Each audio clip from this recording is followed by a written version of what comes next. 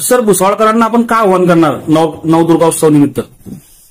आजपासून भुसावळ शहरामध्ये दुर्गा उत्सवाची स्थापना होत आहे. दुर्गा उत्सव सुरू होत आहे. येणाऱ्या पुढील 10 दिवसामध्ये राजदांड्याचे कार्यक्रम असतील, देवीची स्थापना, तिची पूजन, अशा प्रकारचे विविध कार्यक्रम भुसावळ शहरामध्ये होणार आहेत. तर मी सगळ्यांना आवाहन करतो की आपण जे पोलिसांकडून निर्देश देण्यात येतील त्या निर्देशांचं पालन करावं. राजदांड्याच्या या ठिकाणी आम्ही सीसीटीव्ही कॅमेरे देखील जे आयोजक आहेत त्यांना लावण्यासाठी सूचना दिलेल्या आहेत.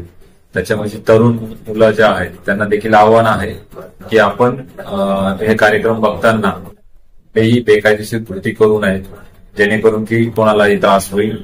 आणि महिला मोठ्या प्रमाणात ह्या रस्त्यावर येत असतात, तर त्या अनुषंगाने पोलिसांनी देखील बंदोबस्ताचं नियोजन केलेलं आहे.